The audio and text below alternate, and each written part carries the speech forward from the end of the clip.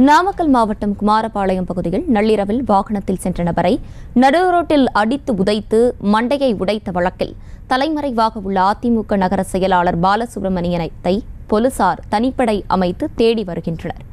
இதுகுறித்து கூடுதல் விவரங்களோடு இணைகிறார் செய்தியாளர் தங்கமணி. தங்கமணி, வணக்கம். விவரங்களை வழங்கலாம். வணக்கம். அதாவது நாமக்கல் மாவட்டம் குமாரபாளையம் பகுதியில் அதிமுக நகர செயலாளராகவும் நகர்மன்ற உறுப்பினராகவும் செயல்பட்டு வருபவர் பாலசுப்ரமணியம். இவர் நேற்று நள்ளிரவு சுமார் 11 மணி அளவில் குமாரபாளையம் பகுதியில் அதிக அளவில் மது போதையில் வாகனத்தை ஓட்டி வந்துள்ளார்.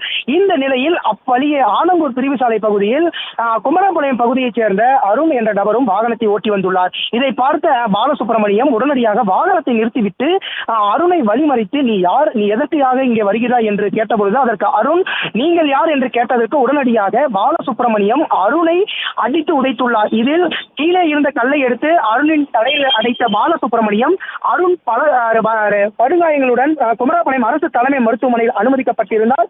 இந்த நிலையில் திமுகவினருக்கும் அதிமுகவினருக்கும் இடையே நள்ளிரவில் சலசலப்பு ஏற்பட்டது. இந்த நிலையில் பாதிக்கப்பட்ட அருண் குமாரபாளையம் போலீசாரிடம் புகார் அளித்தார். இந்த நிலையில் பாதிக்கப்பட்ட அருண் புகாரின் பேரில் குமாரபாளையம் நகர செயலாளராகவும் செயல்பட்டு வந்து கொண்டிருக்கின்ற பாலசுப்ரமணியம் மீது 5 பிரிவின் கீழ் போலீசார் வழக்கு பதிவு செய்து விசாரணை நடத்தி வரும் நிலையில் இதை அறிந்த அதிமுக நகர செயலாளர் பாலசுப்ரமணியம் தலைமறைவாக உள்ளார். இதையடுத்து தலைமறைவாக உள்ள பாலசுப்ரமணியத்தை குமாரபாளையம் போலீசார் தனிப்படை அமைத்து விசாரணை மேற்கொண்டு வருகின்றனர். அதிமுக நகர செயலாளர் ஒருவரை தாக்கி படுகாயத்துடன் அனுமதிக்கப்பட்டிருந்த நிலையில் தற்போது அதிமுக நகர செயலாளர் பாலசுப்ரமணியம் தலைமறைவாக உள்ளது குமாரபாளையம் பகுதியில் பெரும் பரபரப்பை ஏற்படுத்தியுள்ளது. விவரங்களை வழங்கியமைக்கு நன்றி தங்கமணி. செய்திகளை உடனுக்குடனும் துல்லியமாகவும் தெரிந்து கொள்ள சப்ஸ்கிரைப் பண்ணுங்க.